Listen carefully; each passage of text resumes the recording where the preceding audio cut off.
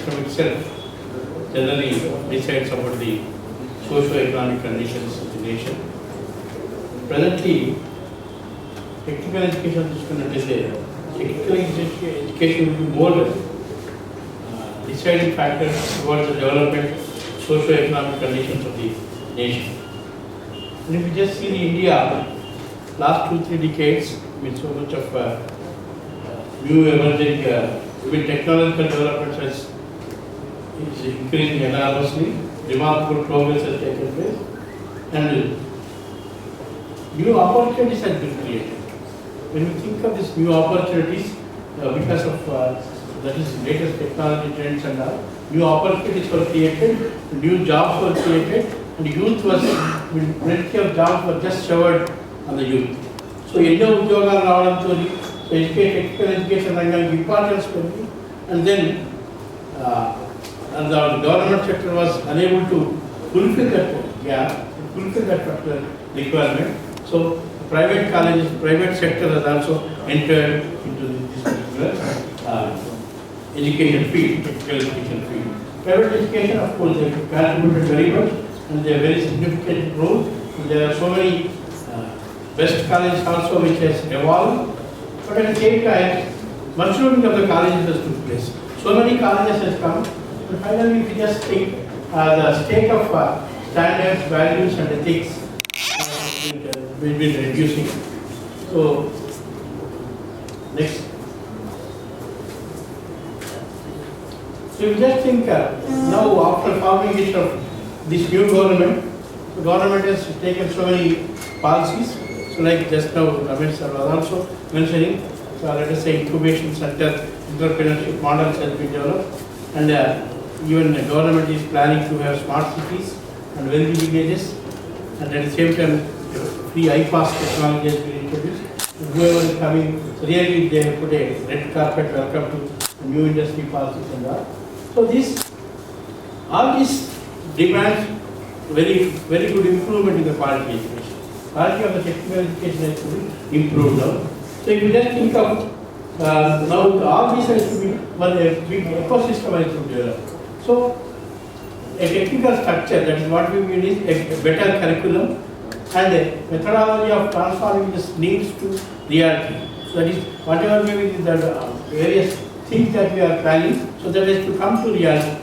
And in that particular angle, and maybe again different stakeholders. If we just think of yearly system, stakeholders for education will be, of course, the mainly students and parents, then same time administrators and the industries, and then government policy. So all these will become stakeholders, and all this will be initiating, and this will be influencing our technical education. In this particular angle, we are just all these three putting together, that is curriculum and transforming the needs into reality, and the stakeholders are just trying to put a model which will fruitfully convert, of course, with the other government initiatives and policies. So this it is possible to convert the Telangana into Bangal Telangana.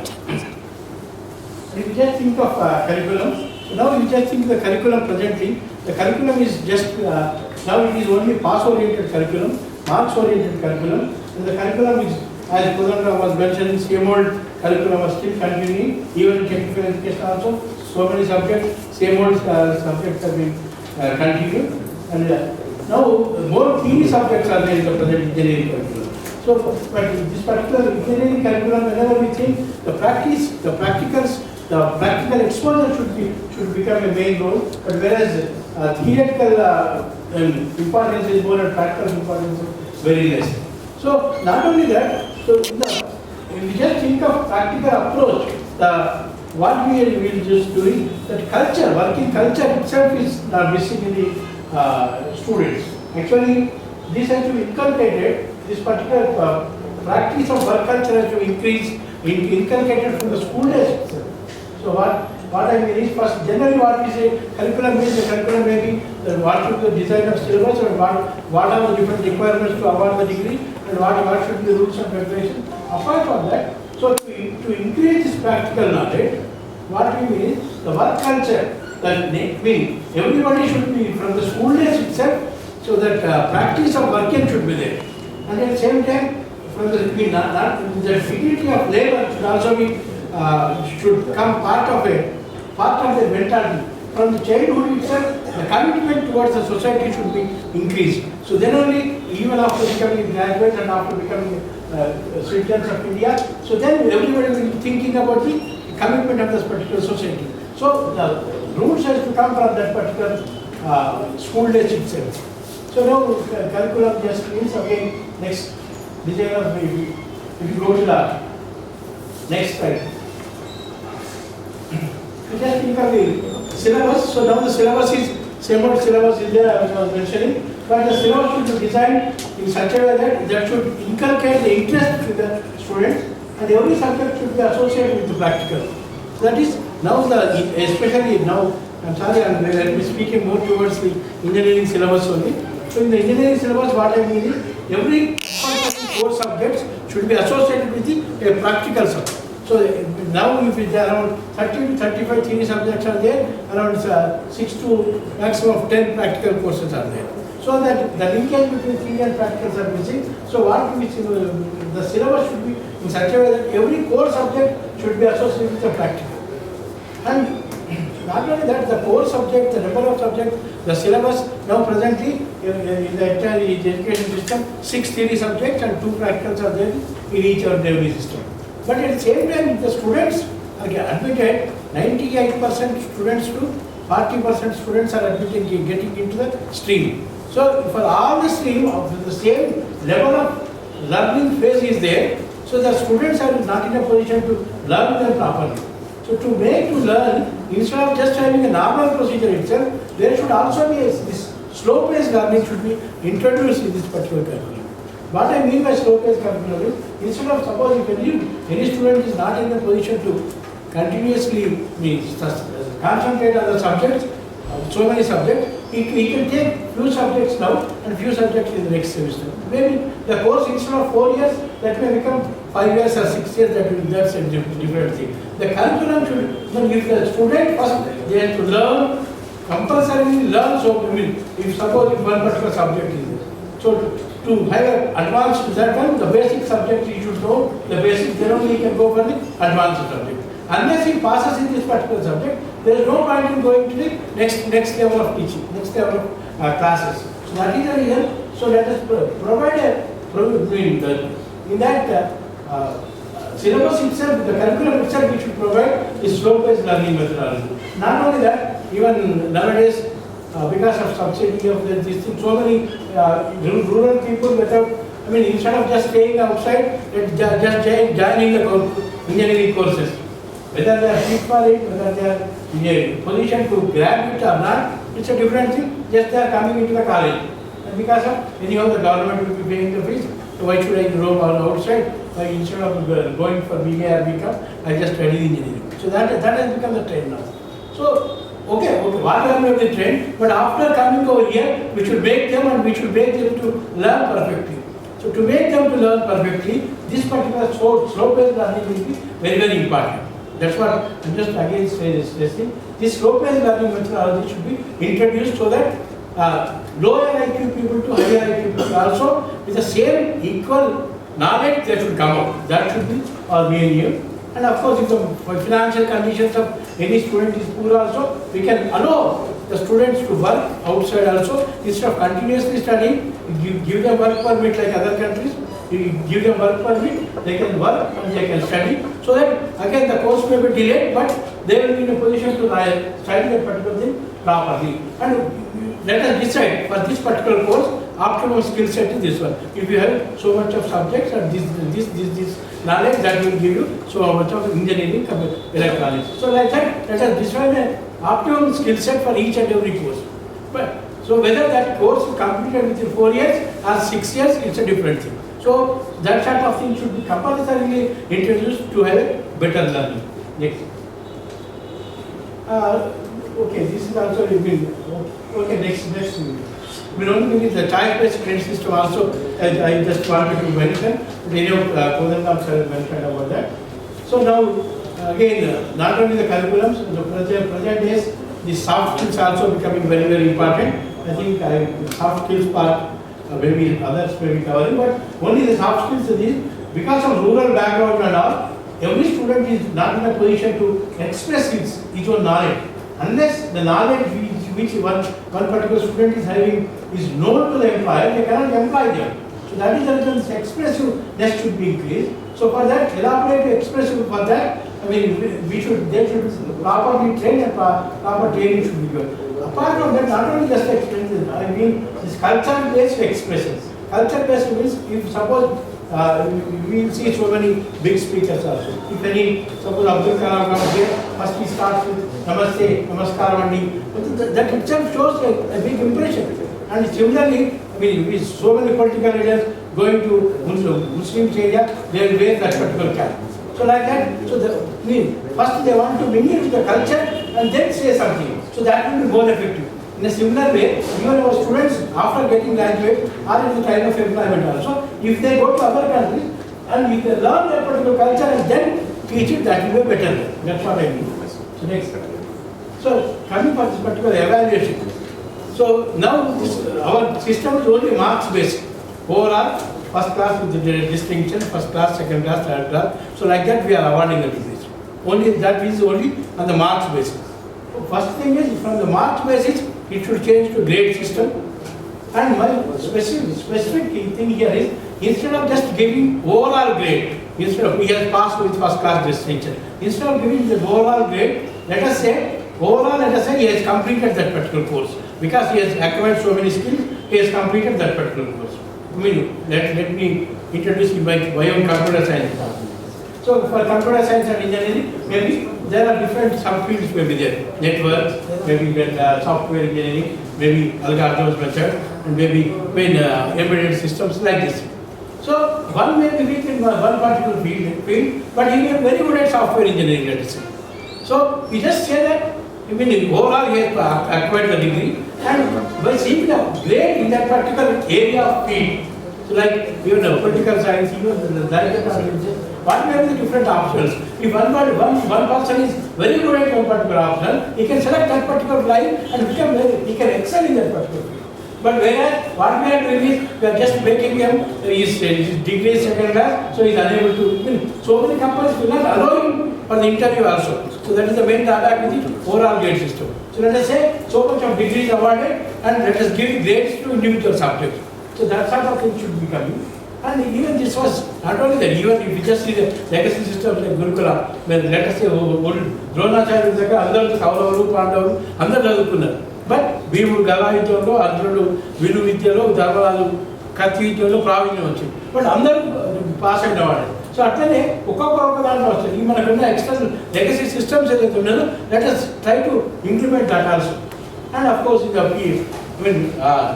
external component should be compulsory there in the evaluation, even the theories and practical also. Next. So for the practical examinations, now the syllabus of practicals will be again specific towards previous slide. Specific towards the practicals, if you just see. Practicals, 10 experiments ఉంటాయండి. First basic experiment ఉంటుంది, తర్వాత 4-5 experiments ఒకటేసారి ఇస్తారు, ఒక సైకిల్లో ఉండాలని. Fourth chapter experiment కూడా ముందే ఉంటుంది. ఒక్కొక్క నలుగురు ఒక్కొక్క దానికి వెళ్తారు. సో ఏమైపోతుందంటే ఆ ఫోర్త్ చాప్టర్ ఎక్స్పెరిమెంట్ ఫస్ట్ చేసి ఫస్ట్ చాప్టర్ ఎక్స్పెరిమెంట్ తర్వాత వస్తాడు. అట్లాంటి సిలబస్ ఇప్పుడు ఉన్నది ఇంజనీరింగ్లో, అట్లాంటి సిలబస్ ఉన్నది. సుదీర్ engineering instead of that, so progress syllabus first అందరూ డయోడ్ క్యారెక్టరిస్టిక్స్ చేయాలి, తర్వాత హాఫ్ వేవ్ రెక్టిఫై చేయాలి, తర్వాత ఇంకా ఫుల్ వేవ్ రెక్టిఫై చేయాలి, తర్వాత ట్రాన్సిస్టర్. ఇట్లా ఒక ప్రోగ్రెసివ్ సిలబస్ ఉంటే అది ఒక కాంప్రిహెన్సివ్గా ఒక ఓవరాల్ నాలెడ్జ్ వచ్చే అవకాశం ఉంటుంది. కాబట్టి ఈ సిలబస్ అట్లా ఉండాలనేది ఒకటి. అండ్ ఈ ఫిక్స్డ్ నెంబర్ ఆఫ్ ఎక్స్పెరిమెంట్స్ కాకుండా దాంట్లో కూడా ఫాస్ట్ స్కిల్ ఓరియంటెడ్ అనుకోండి. ఇంకా their own now everything is available even on the net also. By seeing the other curriculum, if any student is interested to have his own set of experiments also, we should allow them to do it. And of course, even unfortunately, practical examination in so many colleges in our present system, that external component is not there. So practical should be compulsorily evaluated by the external. So that should be made compulsory. Next. Now, This is somewhat about the curriculum part. So now the needs to conversion is whenever, whatever we are thinking that has to be converted into reality means, so basically there are so next slide. I mean the methodology will be strong, how the teaching, strong teaching learning paradigm. So if you just think of the teaching, presently what we are doing is, next slide. The existing teacher-centric teaching methodology is there. Whatever teacher knows, he will be just going on giving the lecture. All students have to take the notes, and from that only a teacher will be asking question, and that sort of system is there. So instead of this teacher-centric approach, so now the approach should be learner-oriented or student-centric approach that has to be developed. And the teacher should see to it that a student learns, I mean, gradually, one after another. So like that, a paced manner, the increase should be there. Teacher should act as only catalyst in learning. Instead of everything he doing, and he just should be act as a catalyst. So what we generally teach, that's what, if we teach what we taught yesterday, then we will be robbing the students of tomorrow. Whatever, so this is, I mean, that should not be motto. So we should try to adopt the new technologies and even try to change it to the methodologies also. Yesterday's teacher learning may not be sufficient for us. So that sort of thing should be changed. And every staff should be accountable. So the main important thing is, after entering the classes, whether he is teaching properly or not, we are not checking, and we will not be doing continuous training to the teachers and all. So student feedback is compulsory in every year for his career advancement. So this feedback system should be introduced, and accountability of the teacher should be made very, very important. Next. And you just think of the technology. So now, let us say the main problem of private colleges is again attendance part. I mean, generally the students ever class work final different 75% attendance is all that go down, everything is there. And unfortunately, this government is not there, but previous governments we used to face attendance. So finally, this attendance problem has become a very big problem. So for this, what I am suggesting is RFID technology. So instead of just giving an ID card to each and every student, let us try to incorporate a small chip in it, the RFID. RFID with a quick response codes. So that, I mean, anyhow the system is, every college will be having systems under that, may not be a problem of maintaining it. So that tracks the student, whether he is there in the class, library, canteen, in the entire campus. At least let us leave it to the campus itself. Even for teachers also. Yeah, your teachers also. Yes. Not just the same ID should also be given, not only the classes ID. That's what my point is here. That's what even class teacher class so instead of that, let us try to give RFID to teachers also, so that whether he is staying in the class for 90 minutes or not, whatever the period time, so that should also be tracked.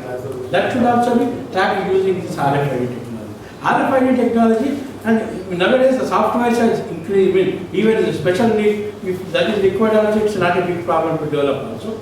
So this itself continuously gives the record whether he attended the class on that particular day, and immediately if he is not attending the classes, immediately the feedback should be given to the administrators, it should go to parents, and automatically software should be developed. Even so many colleges, now maybe RFID technology not there, but so many private colleges are already implementing this feedback to the parent system. Because the only thing is student will be coming, teacher will be coming and entering the attendance in a system, and then the feedback is going. Instead of that, so directly we can think of RFID technology and do it. And one more advantage of RFID technology, suppose unfortunate incidents happen. Let us say last time VNR flood disaster. If they have RFID technology, identification of bodies is just 2 minutes span. But just taking a tablet, hand system, we can trace where exactly that body is. So this sort of thing that could be generally applied to anybody also. So in the area of disasters thing also, this RFID technology will be very, very useful. And then mobile applications, different applications are coming. If any students want to ask anything, he can download some app, and then maybe continuous web portal application, all these will be knowing. Next. Now the thing is these private colleges. So now so many colleges are there, and these colleges, let us try to use these colleges as a information collection center. What I mean by that is, now let us say the government has taken policy to have smart cities, and at the same time wealthy villages and what will be they will be doing? They will be collecting different information. The data will be collected about that data has to be entered into the system. Data processing has to be done, and different suggestions, online suggestions, and even information.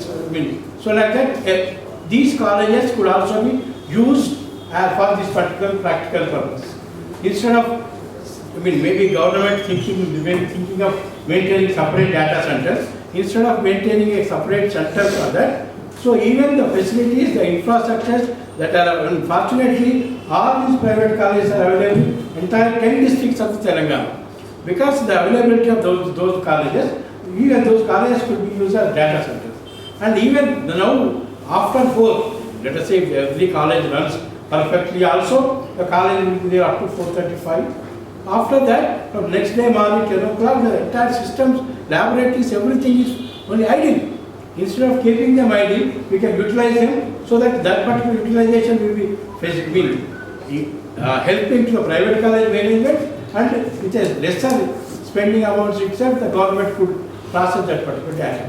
So that's what this data centers concept should be there, and even the students and staff who are in the colleges, even after the extra time and whenever they are free, they can also use with